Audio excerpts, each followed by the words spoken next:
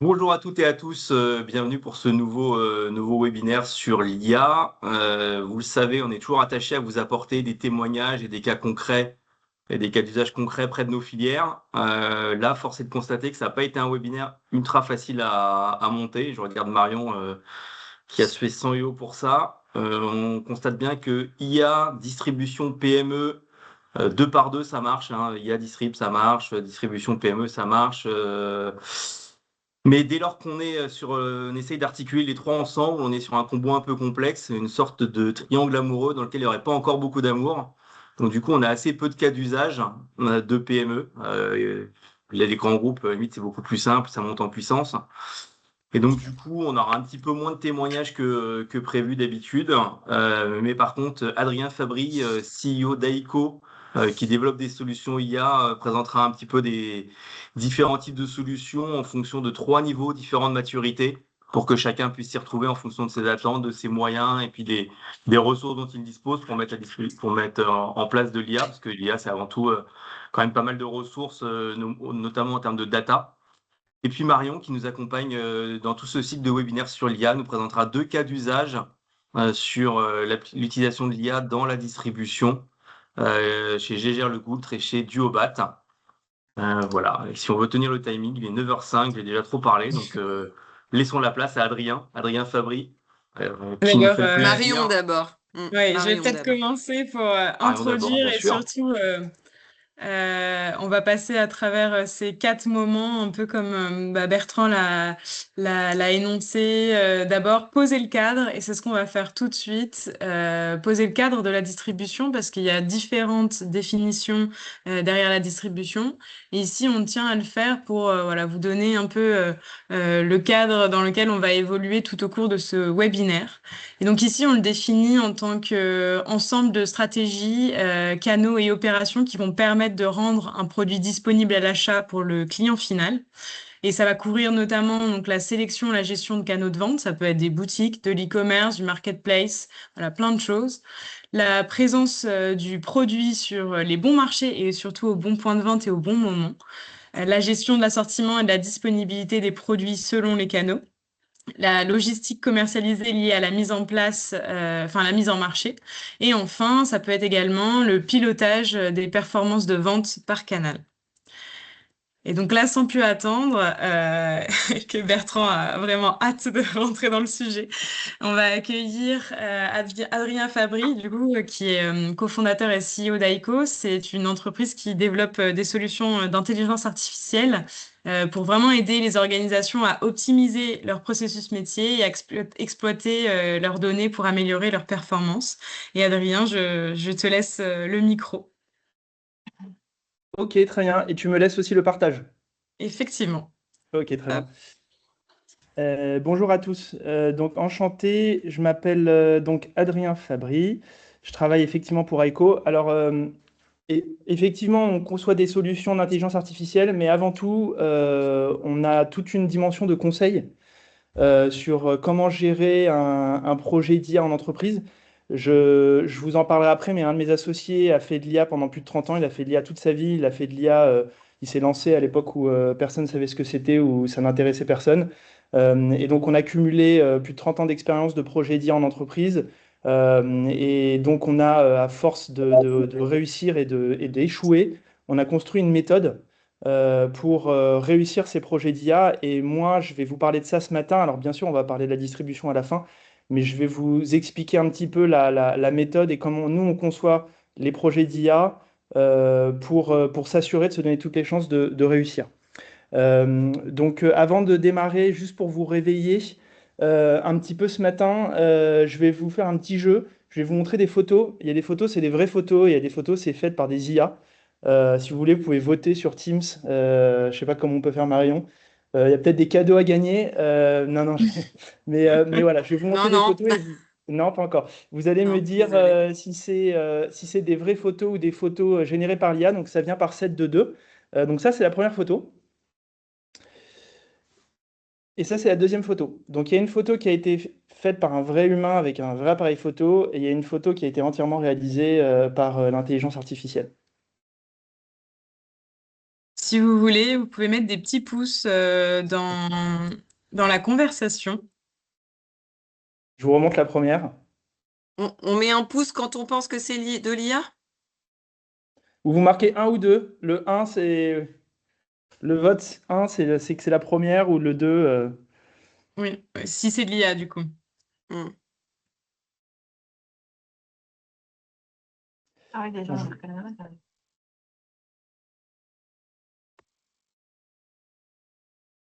Donc c'est la première qui est la vraie photo et la deuxième qui est fausse. J'en ai une autre, et puis après j'arrête, hein. C'est pas tout le webinaire qui va être là-dessus. J'en ai juste une autre. Au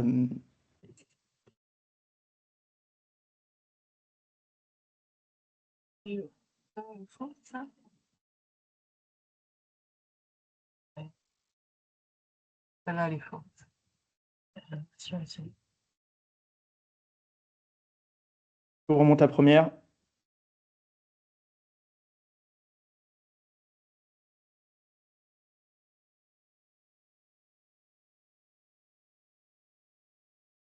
C'est partagé, mais la une gagne pour l'instant.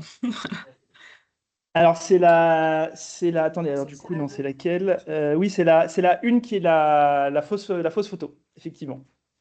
Donc alors parce que souvent les gens voient un poteau derrière et disent ah, le poteau derrière, c'est trop réaliste, ça peut pas être l'IA, etc. Non, non, c'est bien l'IA sur celle-là. Alors pourquoi je vous ai montré ces photos? L'idée c'était de vous. Alors j'ai utilisé une technologie qui s'appelle l'IA générative. Et c'était pour déjà vous sensibiliser aussi sur le fait qu'avec l'intelligence artificielle, aujourd'hui, on arrive à générer du son, des images, des vidéos et du texte d'une manière très réaliste, aussi réaliste que ce que peut que faire un être humain. Je vous présente très rapidement notre société, c'est pas le but aujourd'hui, mais voilà, ça c'est Aiko, c'est nos quatre fondateurs. On a au milieu là celui qui fait une grimace, Manuel Davy, qui est un des top 10 de l'IA en France et qui donc a fait de l'IA pendant plus de 30 ans. Et voilà, ce que je vous présente aujourd'hui, toute la méthode que je vous présente aujourd'hui, c'est vraiment issu de ses travaux. Manuel, il a une approche scientifique de l'intelligence artificielle. Donc, on ne va pas rentrer dans les sujets de la superintelligence qui va dépasser celle de l'homme, Terminator, le soulèvement des machines. On n'est pas sur ces sujets-là. Nous, on est sur ce que scientifiquement l'intelligence artificielle est capable de faire aujourd'hui, ce qu'elle n'est pas capable de faire. Et une fois qu'on a bien isolé tout ça par rapport à ce qu'elle est capable de faire, comment on peut appliquer ses capacités en entreprise et qu'est-ce que ça peut apporter à l'entreprise en termes d'efficacité et d'augmentation de salariés. Donc ça, c'est vraiment notre méthode et comment on travaille. Et donc voilà, donc on a toute une palette de services, mais je vais m'arrêter là. Quand on parle d'IA, on parle aussi de data. Donc nous, chez Aiko, on a imaginé trois étapes dans le parcours de la donnée de l'entreprise. Data aware, data driven et data centric. Data aware, c'est une entreprise commence à reconnaître l'importance de ces données. Data driven, j'utilise activement mes données pour guider mes décisions. Et data centric, toutes les données sont intégrées au cœur de mes opérations, produits et services. Je vous laisse voir par vous-même où vous en êtes dans ce parcours, si vous êtes plutôt à gauche, si vous êtes complètement à droite ou plutôt au milieu. Moi, ce que je vous conseille, de toute façon, ces slides-là, vous les aurez, je pense, Marion vous les renverra, où il y a le replay. Ce que je vous conseille, c'est de vous fixer un objectif pour votre entreprise à horizon 6 mois, 1 an, 2 ans, 3 ans, de devenir data-centric. C'est-à-dire de se dire, OK, aujourd'hui, je suis encore data-aware, je dois me donner les moyens de devenir data-centric. Ça peut prendre du temps, mais je dois me donner les moyens. Pourquoi? Parce que, en fait, comme vous êtes en concurrence avec d'autres entreprises, les entreprises qui deviendront data-centric plus rapidement auront un vrai avantage par rapport à celles qui seront encore data-aware dans le futur, notamment lié au cas d'usage de l'intelligence artificielle, ou à l'utilisation de l'intelligence artificielle et du pilotage de l'entreprise d'une manière générale. Et donc, ça reste quand même hyper important, et je vous conseille tous, dans vos parcours, dans vos visions stratégiques, dans vos plans stratégiques d'entreprise, de le mettre comme un point d'étape indispensable, c'est de devenir data-centric à partir de 2027, 2028, etc. On va parler donc de l'IA. Pourquoi? Alors, je sais que vous avez eu beaucoup de webinaires sur l'IA. Je dois revenir rapidement sur 2-3 notions fondamentales, 2-3 principes. Pourquoi? Parce que nous, toute notre méthode, de comment réussir des projets d'IA, comment démarrer avec des types 1. On en parlait tout à l'heure. Toute notre méthode repose sur nos définitions et la manière dont nous, on voit l'intelligence artificielle. Donc l'intelligence artificielle, qu'est-ce que l'IA? Ça, c'est une définition qu'on vous donne nous. Alors, il n'y a pas de définition officielle. Il y a des débats d'ailleurs sur où est-ce qu'elle commence, où est-ce qu'elle s'arrête. On fait un projet d'automatisation. Est-ce que c'est de l'IA? Est-ce que c'est pas de l'IA? Est-ce que c'est de la statistique? Comment est-ce qu'on définit si c'est de l'IA ou pas? C'est pas toujours facile. Nous, on essaie de simplifier un petit peu la vision. On dit que c'est une capacité qui est donnée par une technologie à une machine pour réaliser des tâches intellectuelles complexes qui étaient jusque récemment réalisées par des êtres humains. Donc, si on veut simplifier à fond le concept, si vous avez une tâche intellectuelle complexe et que la machine vous aide, c'est de l'intelligence artificielle. Si vous n'avez pas de tâche intellectuelle complexe, ce n'est pas de l'intelligence artificielle. Je vais vous donner un exemple très concret. Vous recevez un email sur votre boîte mail, vous créez une règle d'automatisation qui dit, OK, quand Monsieur Dupont m'envoie un email et que je reçois un email de Monsieur Dupont, tu vas le classer automatiquement dans le dossier X. Ça, c'est une automatisation. Il y a une règle, mais ce n'est pas de l'intelligence artificielle. Okay, c'est une règle assez simple. Si A égale B, alors C. Et dans ces cas-là, vous automatisez une règle. Si je vous donne un autre exemple, Monsieur Dupont envoie un email et vous avez un moteur qui réceptionne l'email, lit l'email, extrait la pièce jointe, lit la pièce jointe, comprend que la pièce jointe est un devis et prend la pièce jointe et va la mettre sur un serveur dans le bon dossier, au bon endroit, au bon moment, là, vous êtes sur l'intelligence artificielle, puisque vous avez une somme de tâches qui s'exécutent avec de l'interprétation et qui donc s'apparente à une tâche intellectuelle complexe. Alors la tâche intellectuelle complexe, il va falloir la définir. Alors je ne sais pas si vous avez entendu parler de Edgar Morin, qui est malheureusement décédé il y a quelques jours, qui est le père de la notion de la complexité. Je vous invite à lire un livre, alors bon courage, parce que ce n'est pas un livre très long, hein, c'est un livre de 50 pages, mais chaque phrase, il faut la relire 15 fois pour la comprendre, qui s'appelle Introduction à la pensée complexe d'Edouard Morin. Et en fait, où il définit la complexité, et c'est passionnant. Et c'est vrai que définir la complexité, c'est pas toujours facile. Je sais pas si vous faites la différence entre quelque chose qui est compliqué, quelque chose qui est difficile et quelque chose qui est complexe. C'est pas la même chose. Quelque chose qui est difficile, c'est une question d'entraînement. Si je vous donne une piste noire à dévaler en ski, vous n'avez jamais fait de ski, ça va être difficile. Si vous avez fait du ski toute votre vie, vous allez être à l'aise, vous allez y aller, ça va pas être difficile. Ça, c'est la notion de difficulté. La notion de compliqué, c'est, je reviens sur mes règles tout à l'heure, une notion de règles qui s'enchaînent les unes après les autres. Une règle, c'est quoi? C'est si A égale B, alors C. Et vous avez ces règles qui s'enchaînent, et donc c'est compliqué. Mais si vous suivez les instructions, si vous suivez les règles, vous allez aller au bout de votre tâche compliquée, vous allez y arriver. Par exemple, le moteur d'une voiture. Si votre moteur il est cassé, vous prenez le manuel, vous lisez le manuel, vous le réparez, ou quelqu'un va vous aider pour le réparer, mais il n'y a rien de très complexe parce que c'est que des tâches de règles qui s'enchaînent les unes après les autres. La complexité, on n'est plus dans le si A égale B et si A égale B alors C, on est sur du si A égale B alors C, D, E, F, G, H, I, J. Et c'est là où le problème arrive, c'est que on n'est plus dans de la simple règle, on est vraiment dans un univers où il y a une probabilité pour chaque réponse. La réponse en soi n'est peut-être ni mauvaise ni bonne. Ok, on n'est pas dans du manichéen, on n'est pas dans du blanc ou du noir, on est dans du gris.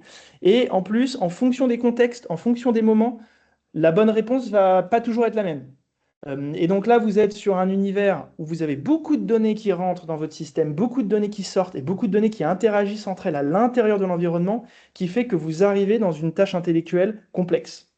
Donc déjà, maintenant que je vous ai décrit ça, par rapport au thème d'aujourd'hui sur la distribution, en fait, le travail que vous pouvez faire maintenant ou que vous pourrez faire après ce séminaire, c'est de récupérer à l'intérieur de votre entreprise, par rapport à ce thème-là et tous les autres thèmes d'ailleurs, quelles sont vos tâches intellectuelles complexes, où est-ce qu'elles se situent, et de voir si l'IA va pouvoir vous aider dans la gestion de ces tâches intellectuelles complexes ou pas.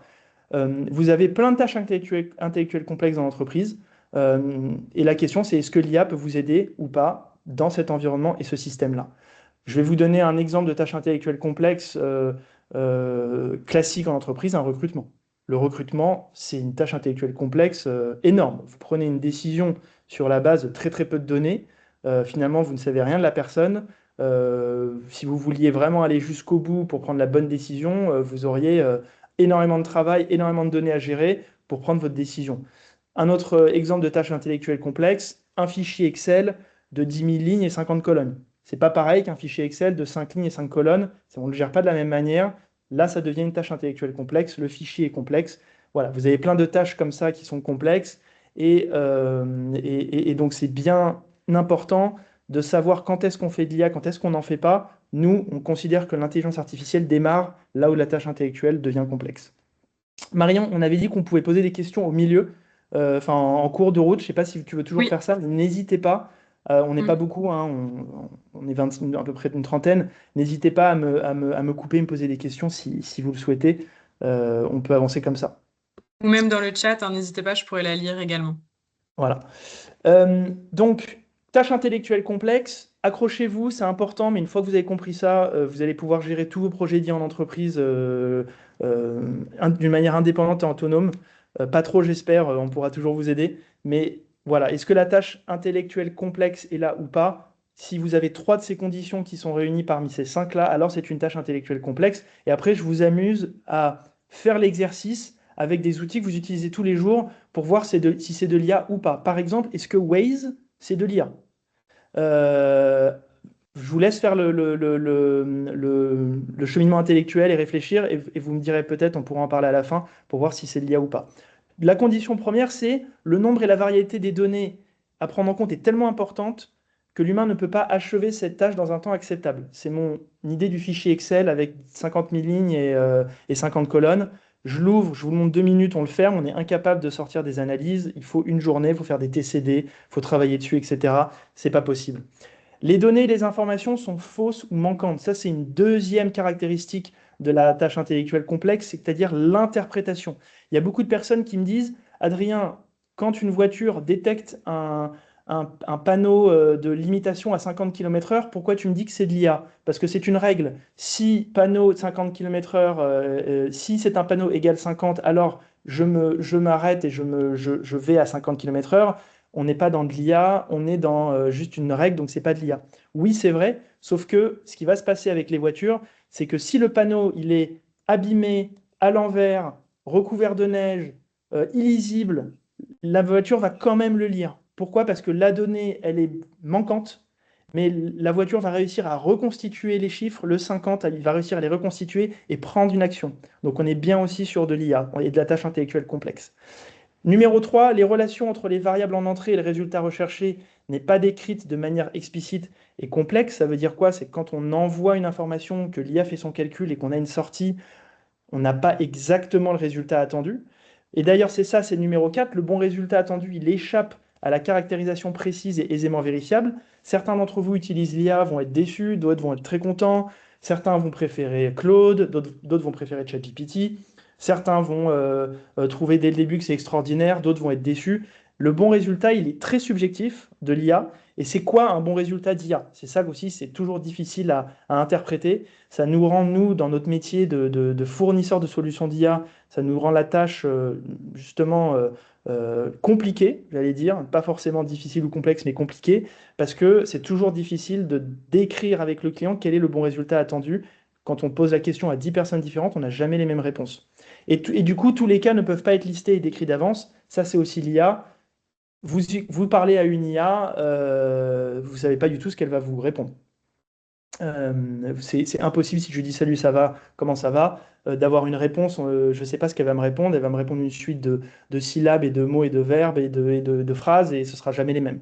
Donc tous les cas ne peuvent pas être listés, décrits d'avance. Ça, c'est vraiment la définition de l'IA. Et donc quand vous vous lancez dans des projets d'IA, vérifiez bien qu'on est sur de la tâche intellectuelle complexe. Ensuite, je voudrais aller rapidement sur cette slide-là, qui est la slide de arrêter, alors je ne parle pas de vous, hein, je parle des gens dans l'IA, arrêtez de comparer l'intelligence artificielle avec l'intelligence humaine. Ça ne fait aucun sens. On compare des pommes avec des poires, puisque l'IA n'a aucune composante, quasiment aucune composante de la pensée humaine. Elle en partage un petit peu, mais elle n'en a quasiment pas. Donc quand vous voyez des articles du genre la super intelligence va arriver en 2030,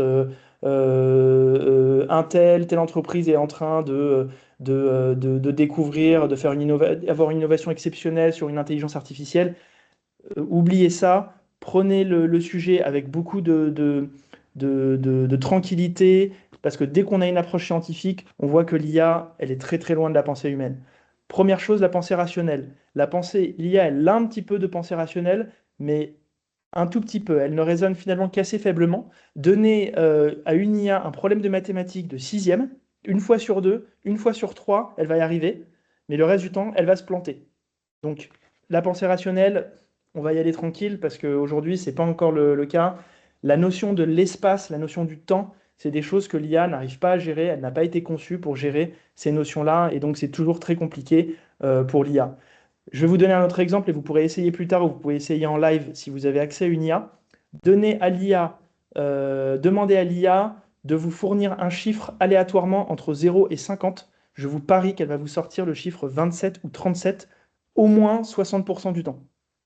Donc vous voyez, en termes de pensée rationnelle et de gestion de l'aléatoire, on n'est pas incroyable.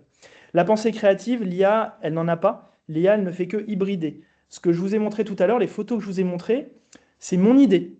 C'est moi qui ai demandé à l'IA de reproduire une photo sur la base d'une photo prise par un humain. C'est pas elle qui, pendant la nuit, s'est dit, tiens, Adrien, j'ai une super idée, je t'ai fait ces photos, tu vas pouvoir les utiliser, etc. C'est moi qui ai eu la pensée créative, c'était mon idée, ma pulsion créative, elle est venue de moi, elle n'est pas venue de l'IA.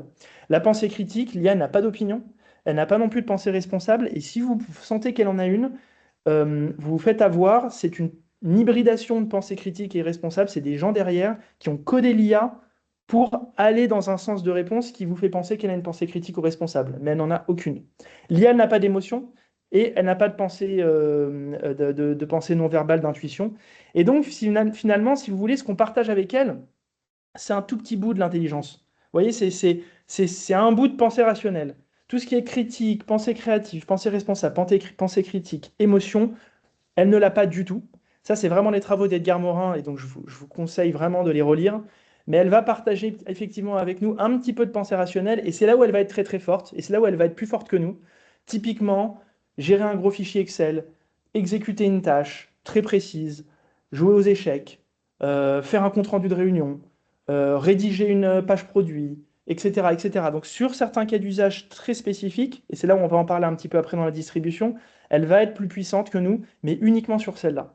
Et donc le but, et c'est un petit peu mon métier, moi, c'est de trouver, vous voyez, cet espace-là qu'on partage d'intelligence avec elle, où elle, sur la pensée rationnelle, elle a toute cette base d'apprentissage où elle va être plus performante que nous, pas intelligente. C'est là, en fait, si vous voulez, où dans la distribution aujourd'hui, ou l'IA d'une manière plus générale dans votre entreprise, c'est de trouver dans vos tâches à vous, quelles sont les tâches intellectuelles complexes qui peuvent être gérées par un certain type d'IA en connaissant ses limites, mais qui va quand même vous aider sur ces tâches-là. Je vais juste très très vite sur cette partie-là, parce que je pense qu'il y a encore certains d'entre vous qui se demandent, tiens, si j'envoie une donnée à mon IA, est-ce que c'est grave? Si j'envoie par exemple la liasse fiscale de ma société à l'intelligence artificielle, est-ce que j'ai fait une bêtise? Est-ce que c'est grave? Est-ce que c'est considéré comme une fuite de données? Est-ce que l'IA va garder cette information-là et la redonner à mes concurrents? Je sais qu'il y a beaucoup de mythes là-dessus, alors je vais essayer de vous détendre un petit peu là-dessus. La première chose, c'est que quand vous utilisez l'IA, vous devez faire attention, il y a toujours une petite option à cocher dans les options qui est « Je ne souhaite pas que mes données servent soient utilisées pour entraîner de nouveaux modèles. » Ok, vous cochez cette option-là.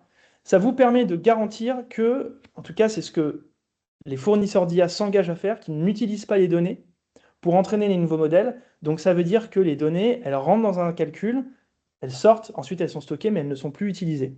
La deuxième chose, c'est d'utiliser des versions payantes. Parce que quand vous utilisez une version payante, vous êtes en contractualisation avec l'entreprise qui vous fournit l'IA. Et là, elle vous dit, moi, je m'engage à ne pas utiliser vos données pour rentraîner mes modèles, et je m'engage à les garder d'une manière sécurité, d'une manière safe, d'une manière sûre, pardon.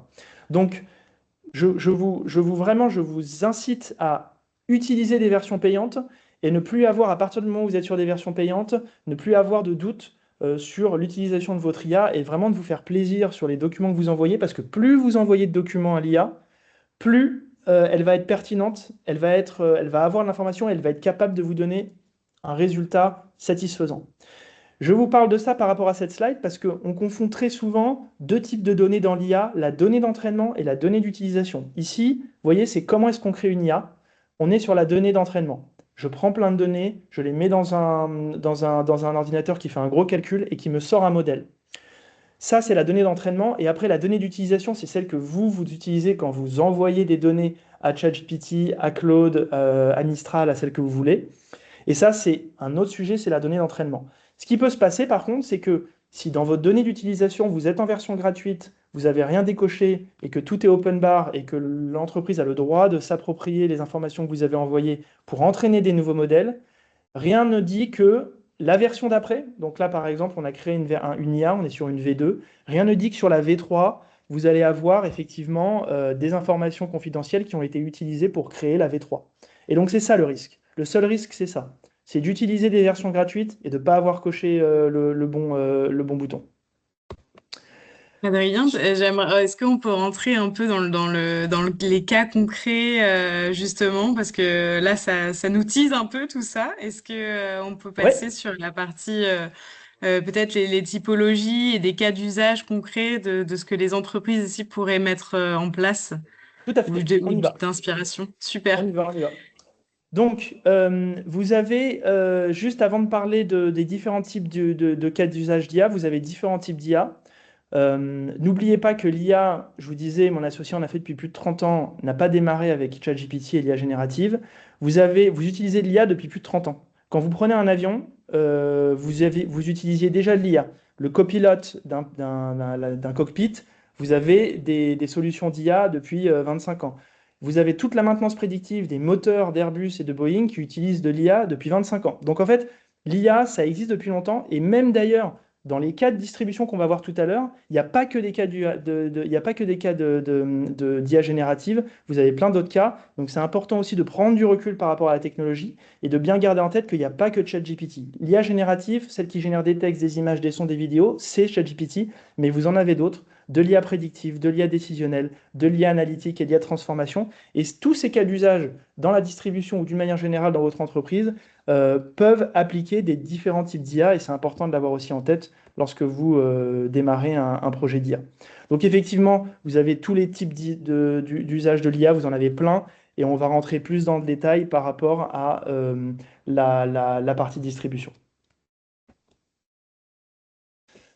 Donc nous, ce qu'on vous conseille pour démarrer vos cas d'usage d'IA en entreprise, et je parle de ça, je dois en parler rapidement, avant d'aller sur les cas d'usage typiques à la distribution, c'est de les catégoriser en 3 types. Quand vous avez des cas d'usage IA en entreprise, en fait, il y en a certains d'entre eux prennent une demi-journée à se mettre en place et d'autres 6 mois.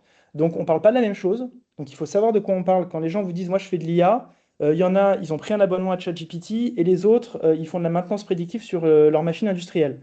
Donc, ce n'est pas les mêmes sujets et donc il faut bien les catégoriser. Nous, ce qu'on vous propose, c'est de faire ça en 3 types, type 1, type 2, type 3.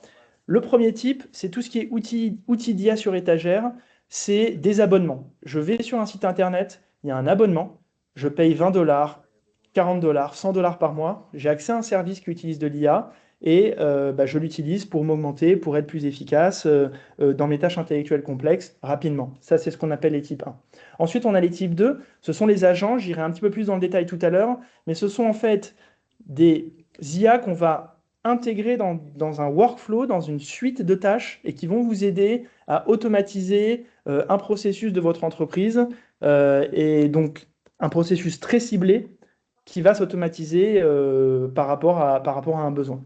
Et puis après, vous avez le type 3, c'est des grands projets d'IA qui vont durer 6 mois, 1 an, de faire de la prédiction pour une tâche industrielle, pour de la consommation d'eau, la consommation de gaz, de la prédiction liée au retail, la prédiction de la demande, l'élasticité prix, etc., etc. Et ça, c'est aussi des projets sur lesquels, aujourd'hui, des projets d'IA sur lesquels on a des modèles qui sont très, très matures. Là, je vous ai donné, donc je reviens là-dessus, gardez bien en tête, type 1, type 2, type 3, ce sont les 3 types de projets d'IA. Alors, d'ailleurs, c'est plus ou moins un niveau de difficulté, hein. Plus on avance dans le type, plus c'est dur. Le type 1, c'est assez facile à mettre en place, entre une demi-journée et une semaine. Le type 2, c'est entre une semaine et 3 mois. Et le type 3, c'est en général plus de 3 mois et c'est des projets qui peuvent durer de 3 à 8 mois, 1 an, qui sont des projets un petit peu plus stratégiques et décisifs pour une entreprise. Là, je vous ai mis une liste d'exemples par rapport à nos sujets. Dans la distribution, je vous ai mis plein d'exemples de cas d'usage IA en fonction des types. Donc, on va commencer par les premiers, les plus faciles. Cela, qu'est-ce que ça veut dire? Ça veut dire que concrètement, vous pouvez commencer demain si vous avez envie. C'est vraiment une question de volonté. C'est pourquoi? Parce que des outils existent. Il suffit de s'inscrire, de les tester, de s'abonner, d'essayer et de voir, si ça marche, de s'abonner avec peut-être de prendre 1 ou 2 abonnements avec 1 ou 2 utilisateurs.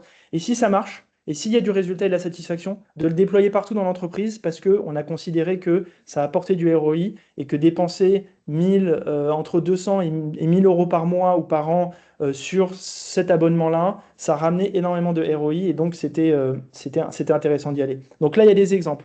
Rédaction de fiches produits.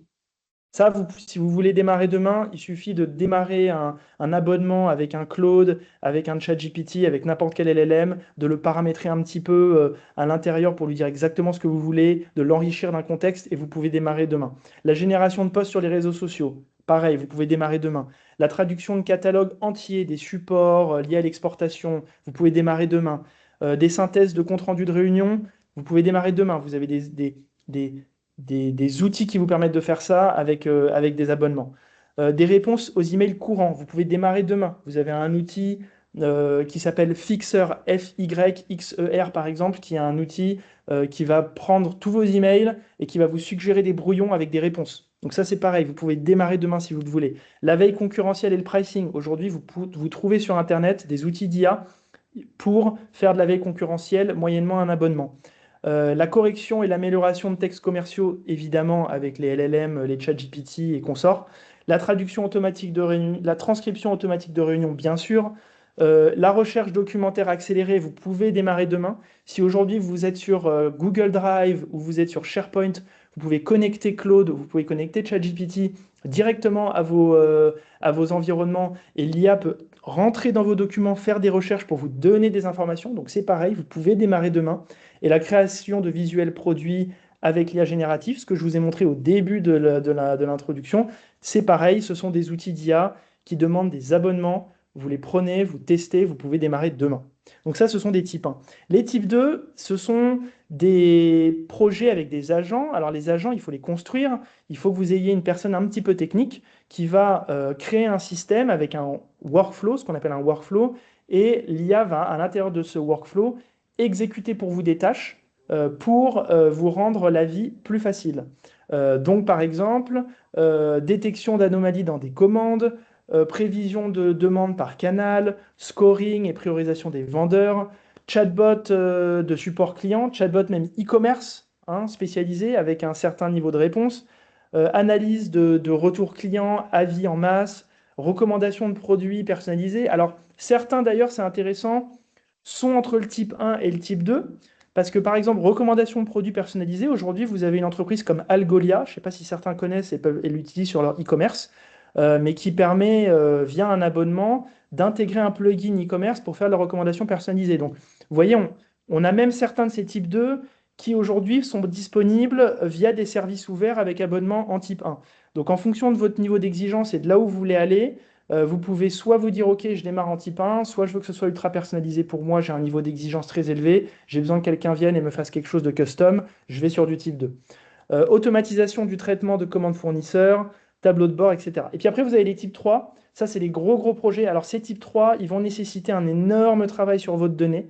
C'est-à-dire que si vous n'avez pas de data, ce qu'on appelle une data platform, je ne sais pas si certains d'entre vous, ce n'est pas une question de taille d'entreprise, c'est une question de sensibilité par rapport à l'IA et la data.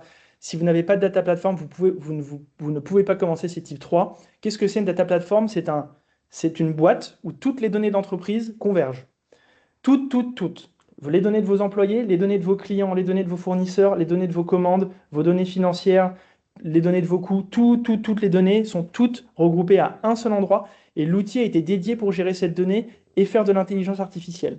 Et donc typiquement, ce sont ces types 3, le pilotage omnicanal en temps réel, un moteur ultra intégré de recommandation, des simulations et d'optimisation de réseaux de distribution, automatisation de la chaîne l'IA d'appro, de etc. me donner un Oui, chiffre entre 0 et 50. allô? Ouais, faites le test. Ça va être 27 ou 37, je parie. Ouais. Ah Si oui, je Quelqu'un d'accord. qui n'a pas coupé son micro, Ouais. hein, Oui, je oui. pense. C'est pas grave. Peut-être Euh, des exemples, oui, encore plus concrets dans la distribution, si je peux me permettre, si vous en avez. oui, bien sûr, je vais y aller. Les exemples, je vais vous les donner, mais moi, ce que je vous conseille, c'est que, donc, aujourd'hui, j'ai conseillé plus de 50 entreprises.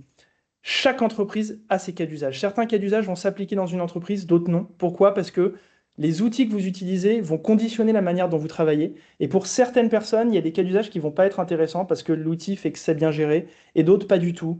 Et donc, je vous conseille vraiment de faire ce travail méthodologique, de dire, OK, quelles sont mes tâches intellectuelles complexes, de lister tous ces cas d'usage-là et de voir si c'est des types 1, des types 2, des types 3. C'est comme ça que vous allez commencer vos projets d'IA, d'une manière orchestrée, avec une vision, et pas d'une manière dispersée. Donc les cas d'usage. Les types 1, là je vous donne des exemples. Vous avez tout ce qu'on appelle compte-rendu et synthèse automatique. Alors je ne sais pas si certains d'entre vous ont commencé à le faire. C'est le sens de l'histoire. Désolé pour ceux que ça ne plaît pas.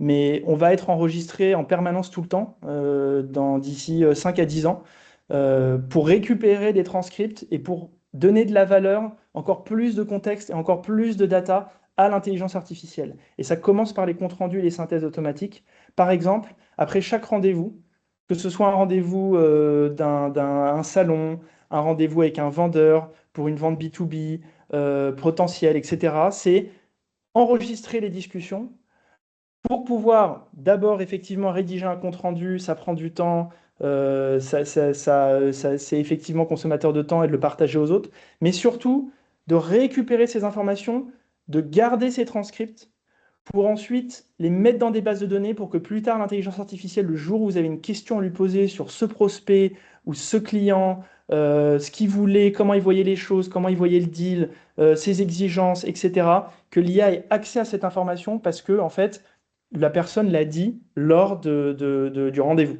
Donc ça, c'est un premier type 1 qui est hyper efficace. Et je sais qu'aujourd'hui, les outils de compte-rendu de réunion sont utilisés que pour les comptes rendus de réunion. Mais à terme, ça devient des bases de données hyper riches pour contextualiser et donner de l'information à l'IA parce qu'elle a accès à tous les transcripts. Et donc, vous avez des solutions, Firefly, Nota, Lixi. Vous avez comme ça une dizaine de fournisseurs qui vous permettent de démarrer tout de suite avec ce type d'IA. Oui, Bertrand, vous avez une question? Comment on articule cette nourriture sur le temps long de l'IA avec tout ce qui est RGPD, purge, données confidentielles, données personnelles et compagnie? Alors en fait, ces outils eux s'engagent, ils ont des certifications, ils sont RGPD. Alors certains le sont, certains ne le sont pas. Par exemple, Notion l'est, Firefly ne l'est pas. Lixi, c'est LEEXI, il est français, il est RGPD, il est HDS, il est ISO. Donc vous allez sur les sites, vous regardez un petit peu ce qu'ils s'engagent à faire et ce qu'ils sont, et vous choisissez en connaissance de cause en fonction de vos métiers. Si effectivement vous avez certains de vos clients qui sont dans la défense, dans la santé, c'est plus safe, c'est plus sécurisant d'utiliser un outil qui a toutes ces licences-là pour être sûr de bien être conforme.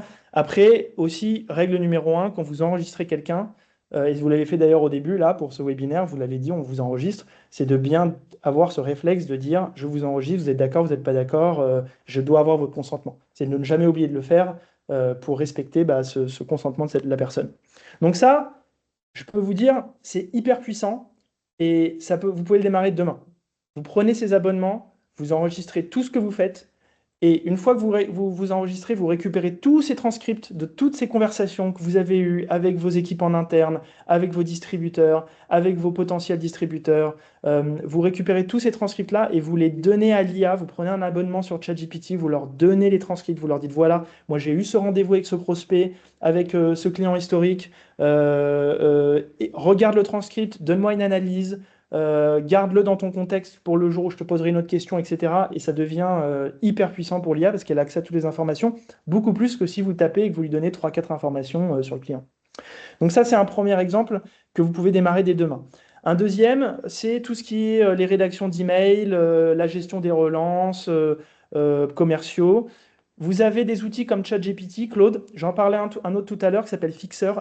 Ce sont des outils, et d'ailleurs Fixer a des concurrents, donc n'hésitez pas à aller sur Google, vous tapez Fixer concurrent, demandez aussi à une IA c'est quoi les concurrents de cette boîte-là où je veux envoyer des emails avec l'IA, c'est quoi les outils, vous pouvez demander.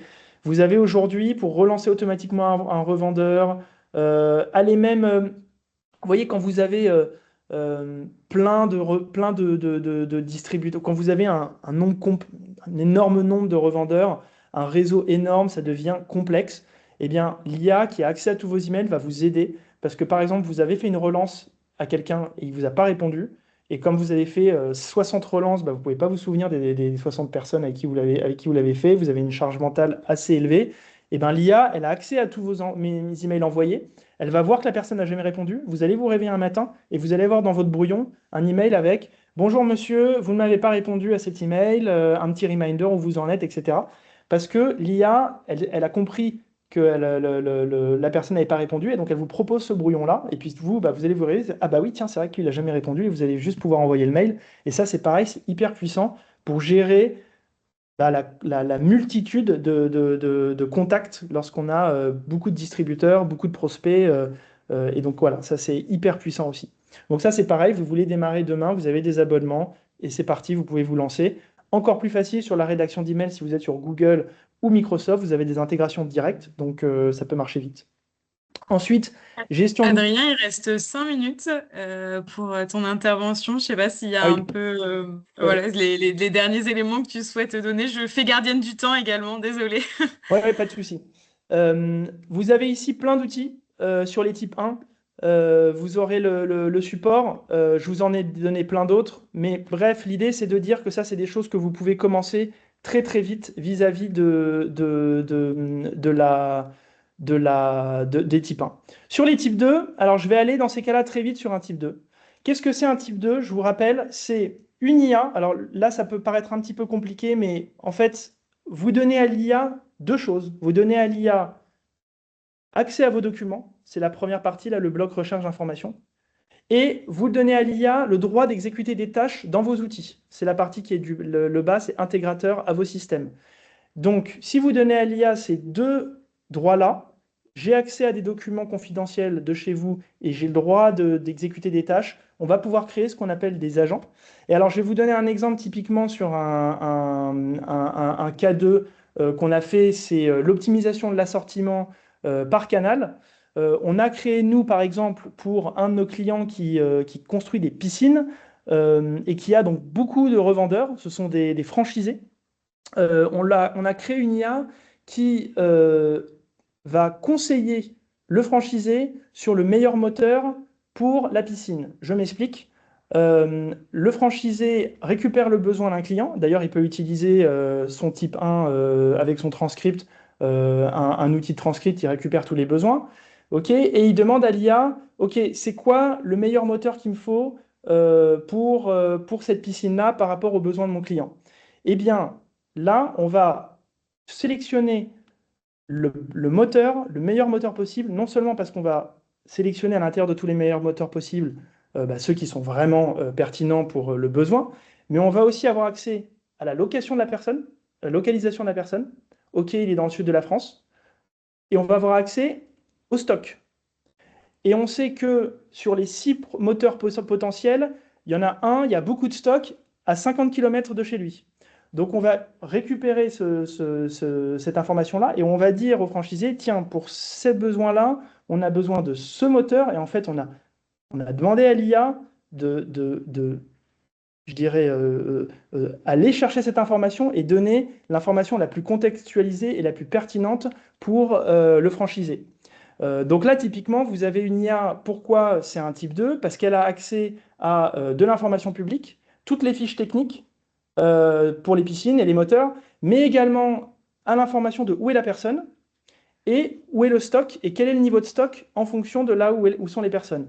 Et elle va prendre, avec toutes ces informations-là qu'elle a dans l'entreprise, une décision pour récupérer ces informations-là et donner le meilleur résultat.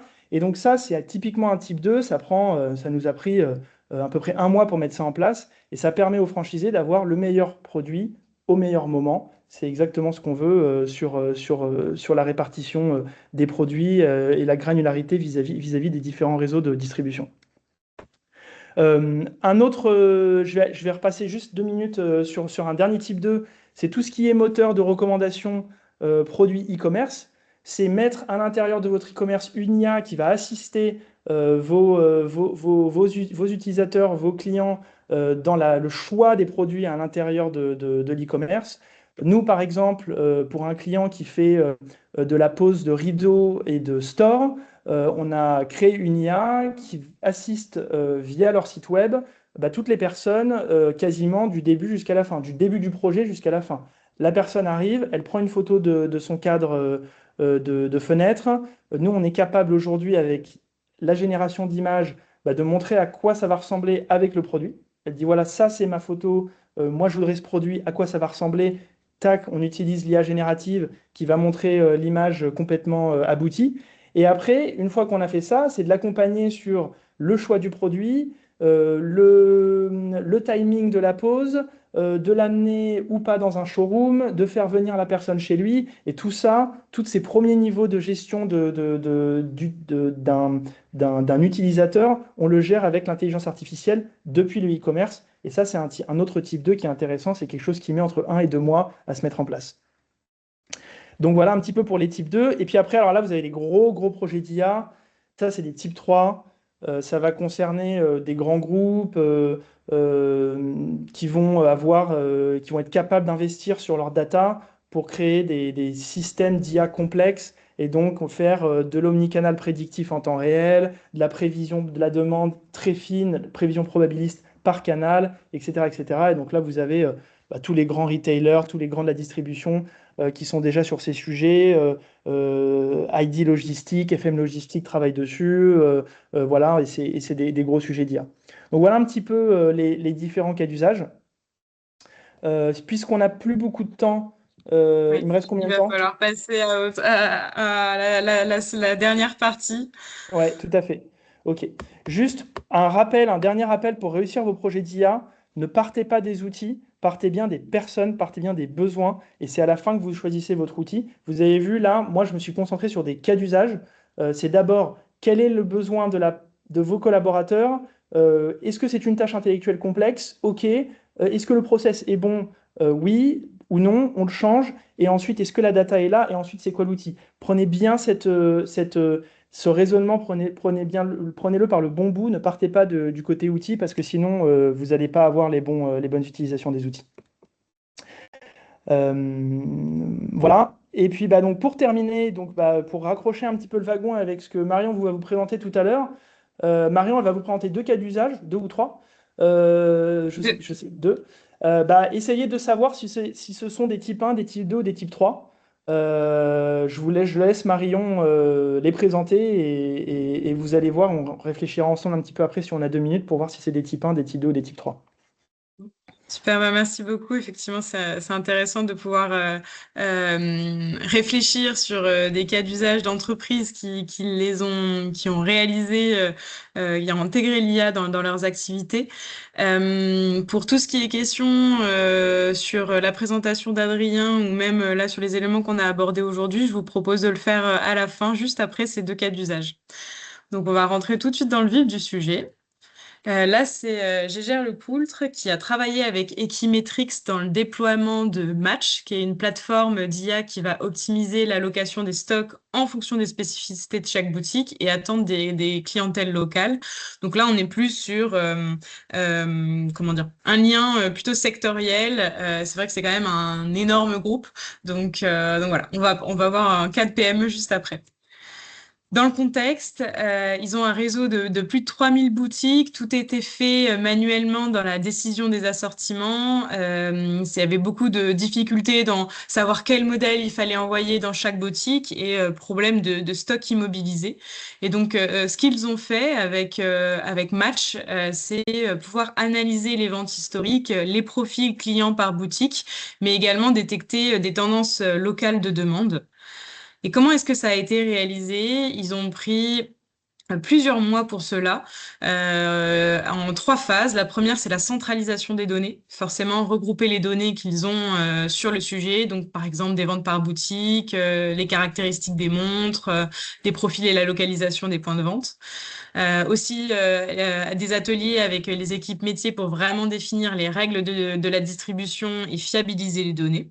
En deuxième phase, ils ont développé le modèle d'IA, donc vraiment entraîné finalement leur modèle de machine learning. Ils ont aussi développé un algorithme d'optimisation pour déterminer l'assortiment optimal par point de vente.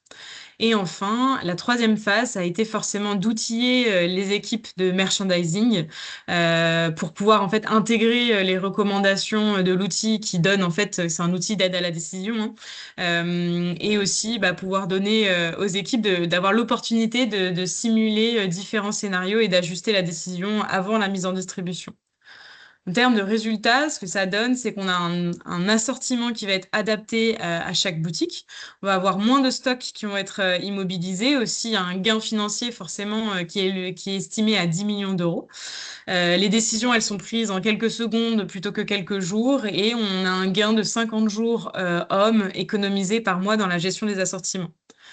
Voilà, je vous laisse réfléchir au type que ce serait. Je pense qu'on est plus quand même vers le type 3, si je me trompe pas, Adrien. Ah, Je dis rien. bah, Je me prête à l'exercice également. Ensuite, le deuxième cas d'usage, là, on est plus sur une PME, cette fois-ci, qui est spécialisée dans la négociation d'outillage pour le secteur du bâtiment, qui avait déjà initialement un ERP qui est Sage, et en fait, ils ont intégré au sein de cet ERP Sage X3, qui est leur module d'IA et qui va analyser les flux commerciaux, anticiper les besoins d'approvisionnement et optimiser la gestion des stocks.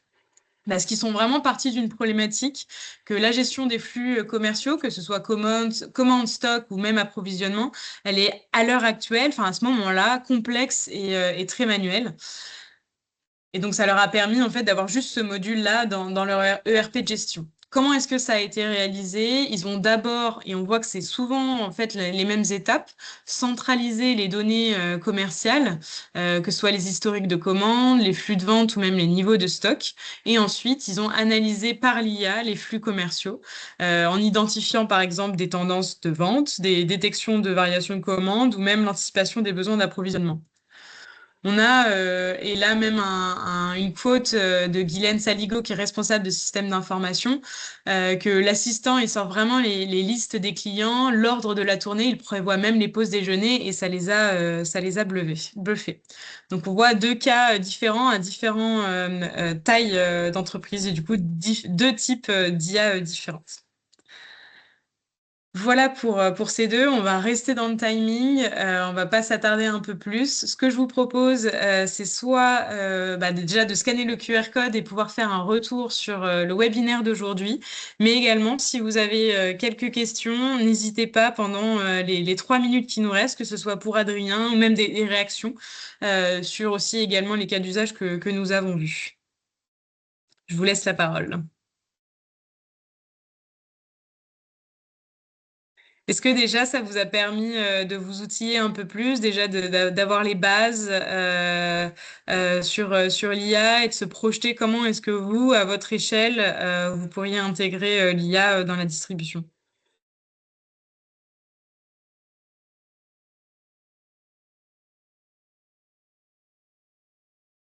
Sur les deux cas d'usage de Marion, on est clairement sur 2 types 3, hein. C'est des cas d'usage assez lourds, mais vous avez beaucoup, beaucoup de type 1 à démarrer, comme je vous ai expliqué tout à l'heure, et aussi bah, pour les types 2. Alors les types 2, c'est toujours très personnel.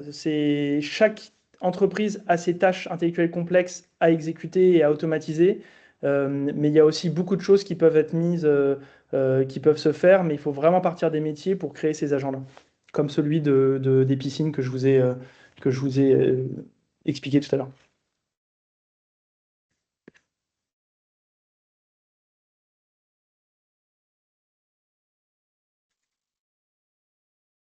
Laisse tout le monde sans voix. Non, non, ça ne me laisse pas sans voix.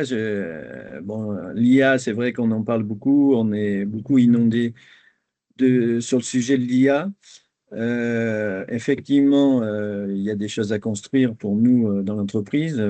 On voit qu'au quotidien, on s'en sert, nous, de l'IA. Alors, au stade 1, peut-être 2 des fois.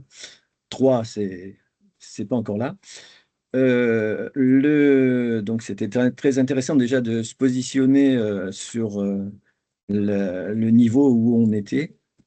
Moi, je vois, dans mes employés, je leur ai mis en application une petite solution qui s'appelle Arvin, qui qui prépare les posts sur les réseaux sociaux et les images, comme le démarrage des webinaires avec le pain et la personne qui était à la fenêtre.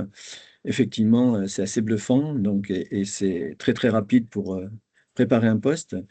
Mais après, ben, il y a un gros travail encore pour notre entreprise à bien appréhender et trouver les bonnes solutions pour notre quotidien.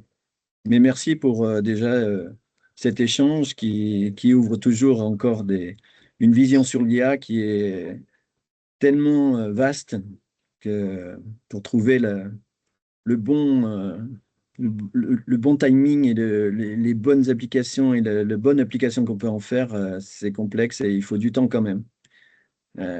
Ça va nous faire gagner du temps, mais en attendant, il faut du temps pour le mettre en place, qu'on n'a pas toujours. Merci en tout cas pour votre retour. Et effectivement, c'est un investissement et en espérant d'avoir ce retour sur investissement ensuite après pour l'entreprise, quoi. Tout à fait. Tout à fait, parce qu'il y a un investissement de temps, il y a un investissement financier aussi. Effectivement, comme vous l'avez dit, justement dit, les solutions coûtent des abonnements et il faut voir si ces abonnements sont rentabilisés une fois mis en application, quoi. Ouais, C'est ça. c'est là où faut pas hésiter à tester en fait, hein. Faut tester, Oui. voir si ça marche pas sur des solutions dans un premier temps éventuellement gratuites pour voir l'intérêt que ça peut avoir. Et puis si on se rend compte que c'est bien, on bascule sur du payant parce que c'est plus sécurisé, c'est plus efficace, on a un meilleur service. Effectivement, dès lors qu'il y a un service, c'est normal que ça ait un coût. Bien sûr. Par contre, faut s'assurer que on soit sur le bon acteur, on soit bien orienté. Là où effectivement il y a une telle profusion de solutions que parfois on ne sait pas trop par où commencer. Tout à fait. C'était le sens de la petite roue des solutions IA qu'avait préparé Marion et qui est toujours à votre disposition sur le site de France Éclat. C'est d'essayer de vous orienter un peu en fonction de votre maturité et de vos attentes et de vos cas d'usage. Ouais. Tout à fait. Et d'ailleurs, cette roue sera actualisée au cours de l'année. Donc, c'est toujours intéressant si jamais vous pouvez partager, vous, l'expérience que vous avez eue avec certains outils, parce que ça va très vite. Et si jamais ça reste très intéressant, notamment de par soit ce QR code, soit par email, c'est toujours un plaisir de partager ce savoir. Parfait. Je pense on est bon et qu'on peut conclure. Merci à toutes et à tous. Et puis passez un bon week-end en relisant Edgar Morin. Relisant parce qu'on l'a déjà tous lu plusieurs fois, mais ça est, ce qui est complexe mérite un petit peu de temps pour être pris en compte pleinement. Merci beaucoup tout le monde. Merci, au revoir. Merci. Au revoir. Au Bonne revoir. journée à tous. Merci beaucoup. Au revoir.